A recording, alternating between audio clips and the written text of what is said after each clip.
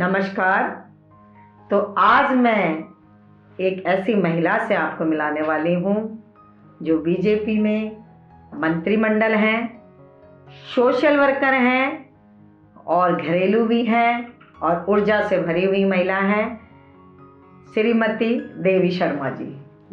स्वागत है आपका।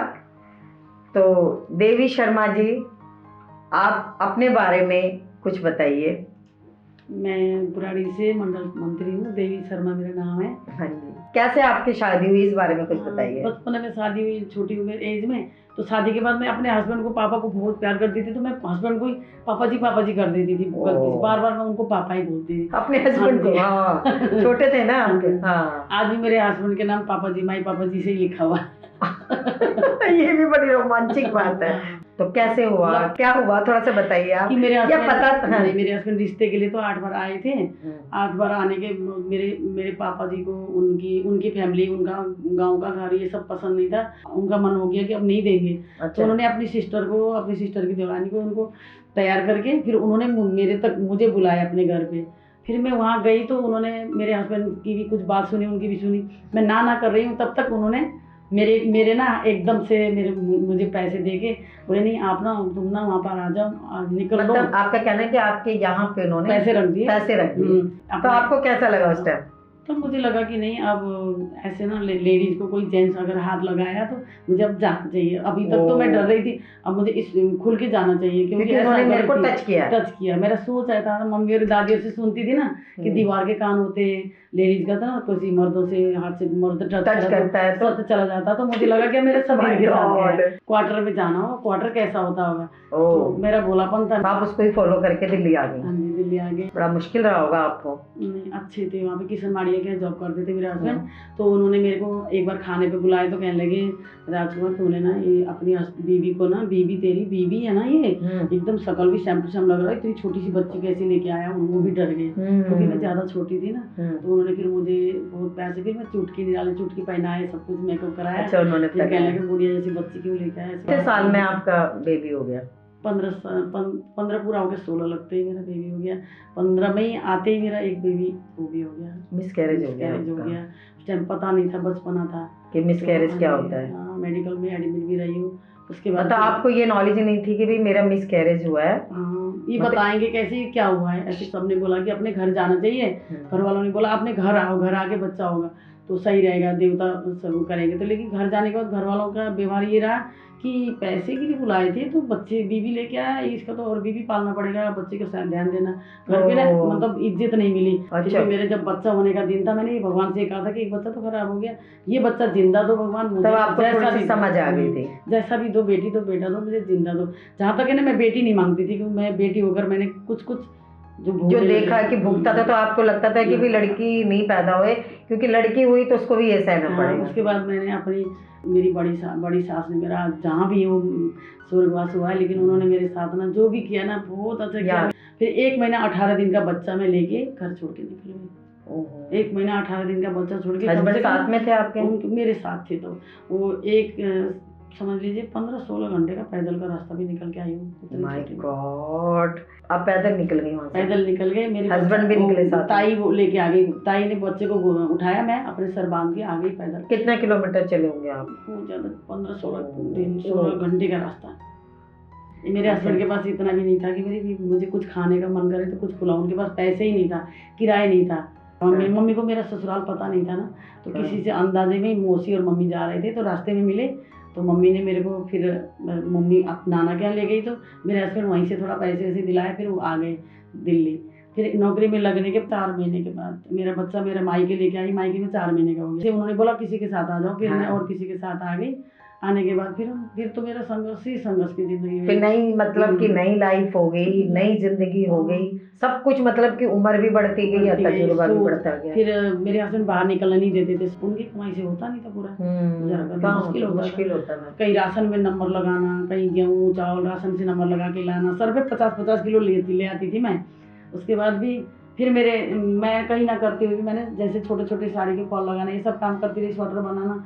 मतलब कुछ ना कुछ आप करते रहे, उनके करती हस्बैंड रही के मैं। साथ कंधे से कंधा मिला के। हस्बैंड के पीछे से थोड़ा काम ना चोरी छुपे से भी सीखने लगी। अच्छा, वो करने भी नहीं देते थे नहीं सीखने देते थे। में? फिर मुझे पार्लर का काम, किसी ने कहा कि तुम पार्लर का काम सीख लो, ऐसा कर लो। फिर वो भी पार्लर का काम सीखा। 5 रुपए से स्टार्ट कर दिया आईब्रो बनाना। अच्छा, तब 5 मैं- रुपए लेते थे हाँ, आप? काम के लिए कभी मना नहीं किया, चाहे किसी भी टाइम हो। घर पे खाना खा रही हूँ, खाना छोड़ के भी अगर आपके पास आ गया मैसेज कि हाँ, जाना है तो आप चले सब जाते कुछ थे कर- खाना छोड़ छाड़ के? हाँ, एक मैडम के घर गई तो उस टाइम ना मन में ना टेंशन होती है, तो आदमी का काम सही नहीं होता, तो हाथ लग गया तो उन्हें एकदम पलट के ये थप्पड़ मारा गाल में। क्या उन्होंने मारा ना, उस गाल का थप्पड़ से मैं बहुत आगे बढ़ गई। तो फिर आपने क्या सोचा जिस दिन आपके नहीं, साथ आज ये इन्होंने घटना मारा है ना, तो इस काम को तो करूंगी, बहुत अच्छे से करूंगी। तो आपने देखा कि कितनी मेहनत करके ये आज अपना मुकाम हासिल किया है इन्होंने, और जो इनके संग एक जो व्यवहार उस लेडीज ने करा है, जो थप्पड़ वाला व्यवहार, अगर ये उनको उल्टा मार के और आ जाती हैं, अपना जो एक इनके अंदर जो एक आग जली थी, जो उन्होंने मतलब उस थप्पड़ से आज ये देखो कहाँ से कहाँ पहुँच गई हैं। तो अब जो आपके जो हस्बैंड हैं, तो उनका आपके संग कैसा व्यवहार रहा? उनको बदलने की कोशिश बहुत की, बदलते बदलते मैं बदल गई। वो नहीं बदले? उनको बदलना बहुत मुश्किल हुआ, अब बदल गए, हंसते भी है, प्यार से मतलब धीरे धीरे उनमें भी हाँ, चेंज अब आ उनमें गया। चेंज बहुत आ गया। अब मुझे बिल्कुल भी रोक टोक नहीं करते। आपने जैसे आपने बताया कि वे उनके बीमार हो गए थे कुछ, शायद हाँ, आप वो ये 2-3 साल तक बीमार रह गए, तो काम करने के लिए तो ना फिर जाते काम थे। कैसे आपने खुद संभाला काम? फिर मैंने साड़ी में फॉल भी लगाना, बुटीक में भी जाना। 2 टाइम बुटीक की मैडम मेरी बहुत अच्छे टाइगर पार्क में आज भी दीदी हैं, तो उनका भी मेरे लिए बहुत बड़ा रोल है आपकी रोल लाइफ है। में। मेरा काम, अगर मैंने हॉस्पिटल में जॉब भी किया है जयपुर में। अच्छा, आपने नर्सिंग का भी किया हुआ है? नर्सिंग एड का किया है। अच्छा। तो वहाँ से फिर वो छुट्टी के दिन मेरे फिर वो काम करना रात को 12 बजे तक करती। मेरे बेटे लेने जाते थे फिर बुटीक में मुझे, बाइक में, स्कूल में। अच्छा, बेटे फिर बड़े हो गए? हाँ, बड़े हो बच्चे गए, हो करते गए। रहे। फिर मैंने बच्चे गवर्नमेंट स्कूल में पढ़ाया ढाका में।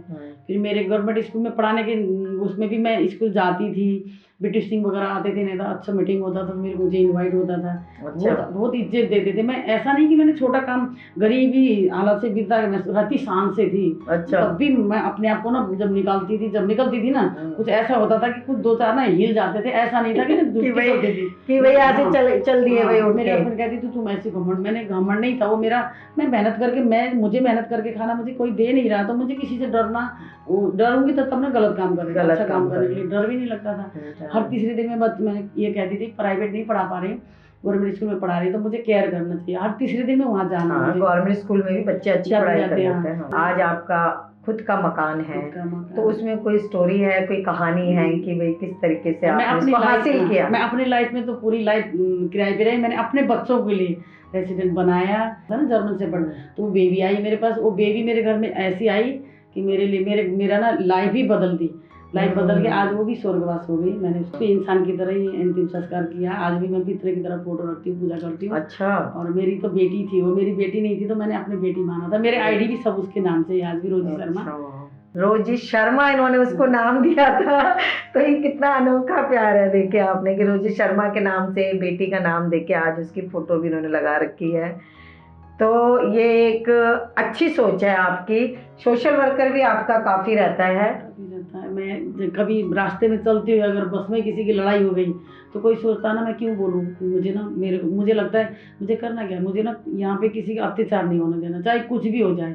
मैं अपने आप को ना इतना थका देती हूँ कि मेरे को ये लगता है ना, कोई कहता है तेरा क्या लगता है, मैंने कहा लगता है मेरा सब कुछ है। मानवता, अगर मानवता के हिसाब से लोग सोचो तो सब कुछ लगता है, नहीं तो कुछ नहीं लगता। कुछ नहीं लगता बस इतना होता है। इंसानों के लिए टाइम नहीं है लोगों के थोड़ा पास। बहुत कभी गरीब माता जी जैसे बच्चे नहीं कर पाते, उनके लिए कपड़ा, उनके लिए खाना, कभी क्या करना, यही सब करती हूँ मैं। मजबूर इंसान को, कोई बीमार है तो उसका ध्यान देती हूँ। आप अपने पर्सनल करती हैं? पर्सनली करती हूँ। मैंने आज तक कभी तक किसी से लेके नहीं करा, मैंने आज तक खुद करती हूँ।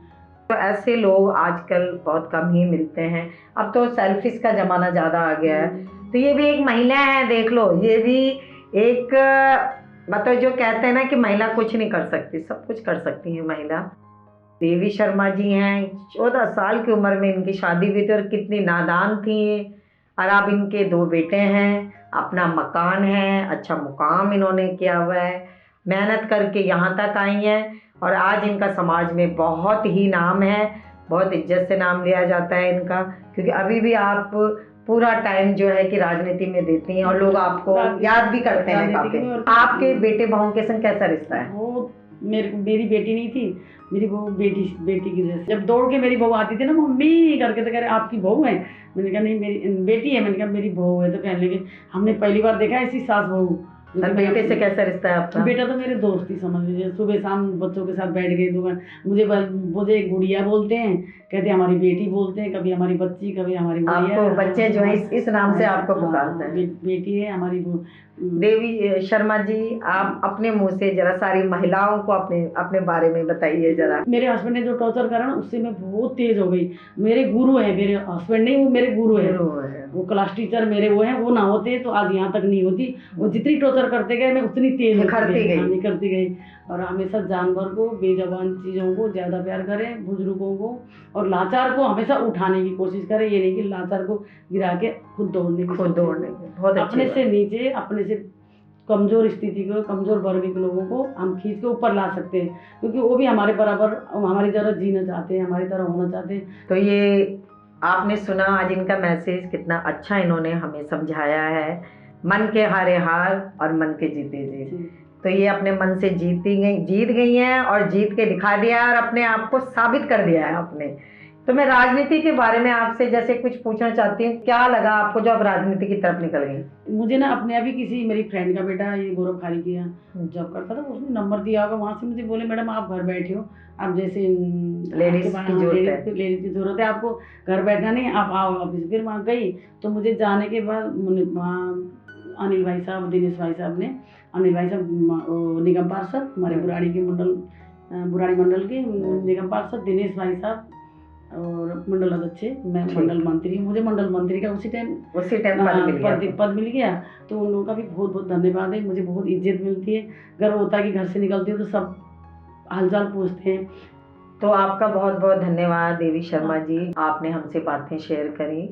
आजकल कई महिलाएं ऐसी हैं कि जो अपनी बात शेयर करने में कतराती हैं, लेकिन आपने बिंदास होकर बताया कि भाई किस किस परिस्थितियों में आप गुजरी हैं और कैसे कैसे आप आज ये मुकाम आपने हासिल किया है। तो सभी महिलाओं को, सभी मेरी प्यारी सखियाओं को बहुत बहुत शुभकामना। तो कल मिलते हैं फिर एक नए चेहरे के साथ, एक नई कहानी के साथ।